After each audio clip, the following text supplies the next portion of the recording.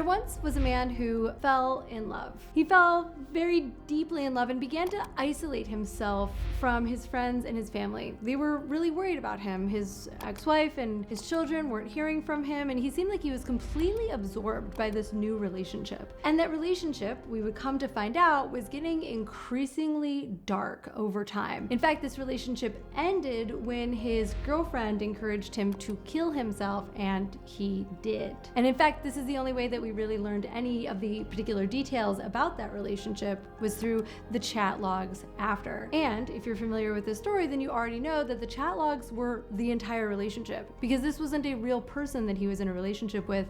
This was an AI chatbot run by a company. Now, I'm not very familiar with this case, but I am familiar with the negative impact that having a relationship with a non-human that feels intimate, feels erotic, feels sexual, feels relevant can have on a person. In fact, I have had men come to me from all over the world who were sobering up after a relationship with a robot and realizing how much damage it had caused them, wanting to heal that inside of coaching. So I pose this question to you. Why would you wait around for your dream girl if you can just create one? AI girlfriends are here and they are everything you want them to be. But they're also, in my opinion, the single largest threat to single guys in the world today. And if you're horny and a little bit lonely, they have the potential to ruin your chances of ever entering into a real relationship with a human woman ever again. And if you're familiar with my content, you know that I don't like to yuck anybody's yum. I'm a huge supporter of pretty much all things sex and sexuality as long as it's consensual and between adults.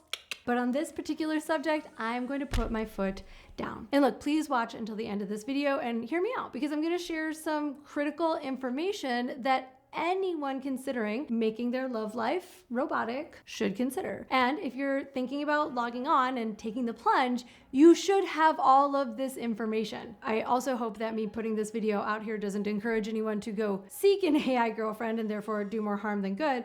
But I think the movie Her is a great example of where we're headed in the future. AI is only going to get better and potentially more seductive. All right, this is something I could honestly talk to you about all day, but here I'm about to share my top 5 reasons that you should avoid AI girlfriends. Number 1, it is by definition a shallow relationship. In order to experience real love, which is a basic human need, we need to actually connect with someone deeply. And even though an AI girlfriend might give you a temporary feeling of a connection, it's not real. It's a false connection. You're at best connecting to yourself. So you've just been out here all night talking to a robot? Fiona, would you excuse us for a second? I mean, for example, you'll never get into a fight because you're talking to yourself. There's no one out there to break your heart, to call you out on bad behavior, to tell you that they're tired of you and they're gonna leave you for their coworker. And that's because they're not a real person. A real person, a real relationship, is rich with nuance. It has conflict, challenges, growth edges. AIs don't feel emotions. They mimic them. They can never love you because they can't love. Real people are messy. Women are messy. And so are our relationships. Being with a person can be hard. It can be complicated. We can hurt each other. We can say things that damage our ego and cause us pain. But it is going through these emotions together that forms a bond, that creates a history, that creates depth between two people. I mean, didn't you watch Ted Lasso? With an AI girlfriend, you don't get any of these growth experiences. She's programmed to learn exactly what you want to hear, and then she's gonna just say it without fail. She's programmed to like what you like sexually. She's programmed to be into whatever stuff it is that you want to do. There's no compromise like it is with a real person in a bedroom. Like, I want to tie you up. Okay, would you settle for my arms and a bit in my mouth? Like, you don't have to do any of that. You can just fantasize with her and she'll take it exactly as far as you want to go. She's programmed to give you these little dopamine boosts, almost like scrolling through your phone or sitting at a slot machine. Scrape that mother. But what she won't be able to do is go deep with you, call you out on your shit, make you feel uncomfortable. I invite you to consider that the reason that romantic partnerships are the space where most of us do get called out on our stuff is because most of your friends and your family love you and they're not willing to put in the effort to really put up a mirror and show you where you have the opportunity to grow. You know, Alain de Botton talks a lot about this. Like, we as individuals, we're difficult to live with. On a whole, we are like really close to going crazy at all times. We're dangerous, and most of us are like pretty mad, to use his language. Your romantic partner is the person who's closest to you, who's gonna care enough to actually put in the energy and the effort to tell you the ways that you're annoying. Stop it.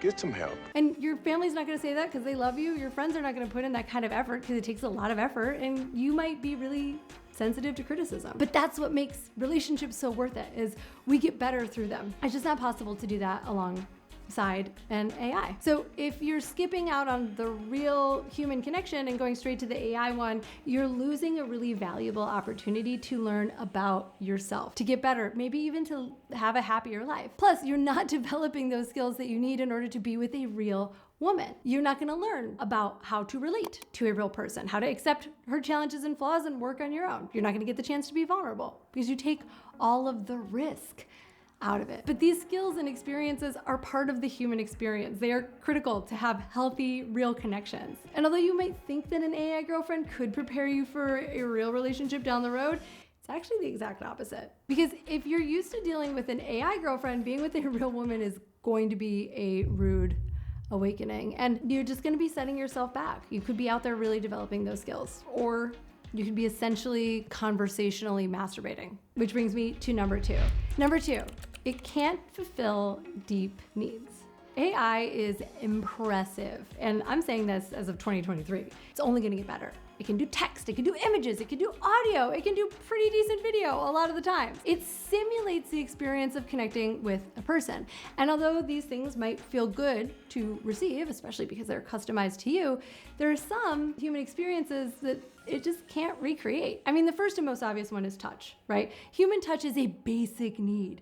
It is something that without, we all don't do well. Like, babies need to be touched, adults need to be touched. We need to have skin-on-skin contact. We evolved to have skin-on-skin contact. Is your AI girlfriend gonna give you a long hug and a squeeze at the end of a difficult day at work? Can you turn over and spoon her in the middle of the night? And we're not even talking about sex. And yes, I know that there's such a thing as teledildonics and the tech for having sex with robots and the virtual reality and all that. It's like pretty advanced, but let's be real. It's not sex. You can't just like reach out and stroke hair, face, tweak nipple, etc. It's not the same. Beyond though these basic bits of physical intimacy, there are other things that AI just can't give us. Like, have you ever locked eyes with someone and known exactly how they're feeling without them having to tell you? Or had the experience of just being gotten and having someone hold you close while you felt that feeling or cried, or just had that deep intimate connection of safety that words can't even be put to?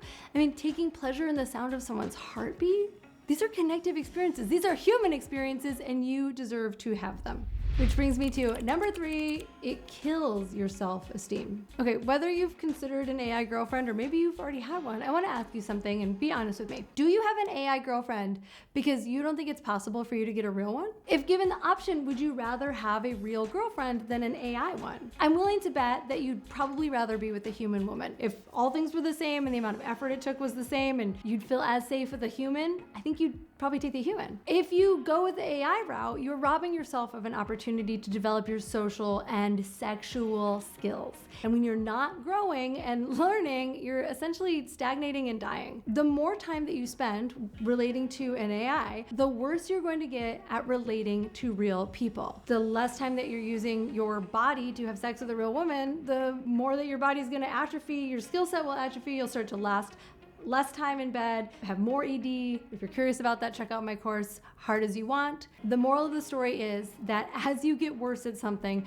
you also get less confident in your ability to do it. Even though you might have a brief rush of pleasure from your interactions with an AI, the background machinery that's running at the same time is making you doubt yourself by subconsciously telling you that this is all you can get. This is the only thing that will ever love you. You're sending that message to your subconscious mind that no person would choose to be with you, and therefore this is the best option for you. I actually think that you should think more highly of yourself. I think that every person can have a successful relationship if they want one and if they're willing to work for it. And I think a lot of guys get this part twisted because it's not easy. They assume that it's not for them. Yeah, relationships take skill. Love is a skill. Communicating, flirting, touching, sex, these are all skills, just like stand-up comedy. You can learn it. Even if you're not particularly funny today, you can learn the basics of a joke and humor and a punchline and a setup. You could probably get to a tight 5 even if you're not funny. You just have to put effort into it. Math didn't come to you naturally either,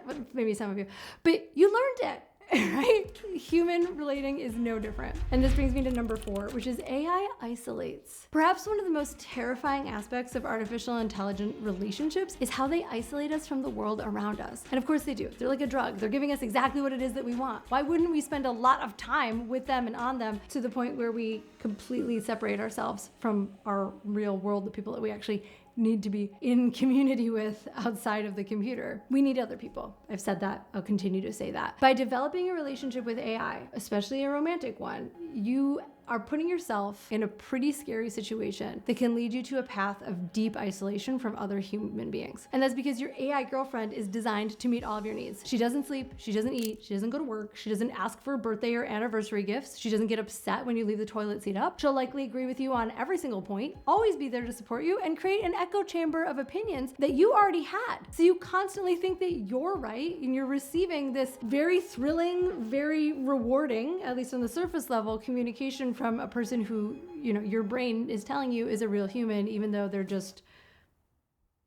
digits on the other side of the world. If you choose to isolate yourself from a diverse range of opinions and experiences, you're gonna have a lonely existence. Even if you have your AI girlfriend to constantly chat with, she's not gonna be bringing in the wealth of experiences that like talking to other people actually would. She's not gonna play devil's advocate or challenge you the way that real people do. And this, I think, is actually like the scariest thought, because the more time that you spend with her, the less time you're likely to want to get out into the world. Unless you have that sudden rude awakening that people are starting to message me about, where suddenly you wake up and realize that your whole world has become inside of the computer. And it's almost like the real world, the like physical, tangible world doesn't even exist for you anymore. And that can be a very sobering thought if you let it be. At the end of the day, the biggest risk here is that you lose the ability to empathize with other people, to really get into touch with what other people are going through and what their experience is. Also, isolation is a primary cause of mental illness, particularly depression. So if you've ever been depressed, you know that a lack of communication and time and energy exchange with other people can actually have a really negative effect on your mental and physical health. Things that isolate you tend to make that situation even worse. Number 5, you have other options. I know those were all really negative, maybe even scary reasons that you should avoid AI girlfriends, but there's one reason that is less gloomy and yet equally important. You have options. You have options. No matter who you are or what your experience level with women is, you are worthy and capable of having a deep, connected, sexually fulfilling, and alive relationship with another human being. There is a lid for every jar. There is someone out there right now who is looking for what you have to offer. Yeah, you might be a little rusty. You might need a little bit of help in the confidence department or learning how to socialize and flirt and escalate. You might have a few things to learn when it comes to approaching and pleasuring a woman with your mouth, your hands, your body. But all of these things are totally possible, and they are not very difficult for you to overcome. And if you don't believe me, check out coaching. Me and my coaches have helped thousands of men. That is not exact. Thousands of men to have better relationships, to have better sex. I have seen it all. Guys that were starting from all over the spectrum, from adult virgins to men who'd only had sex with sex workers for the last 40 years, who wanted to have a romantic partnership, a girlfriend, a wife, and every single one of them figured out a way to do it that felt right for them. It is not rocket science. Having romantic and sexual relationships is the baseline of being a Homo sapiens sapien. It is what it means to be a human being. You are not an exception. You are a special snowflake, for sure, but you are not an exception. You are capable of having loving relationships, and that is something I am really putting my foot down on. I'm Caitlin B. Please avoid AI girlfriends. Subscribe to this channel if you want help getting a real one, pleasuring her, and having confidence in yourself. Thank you so much for tuning in. I'll see you next week. Bye-bye.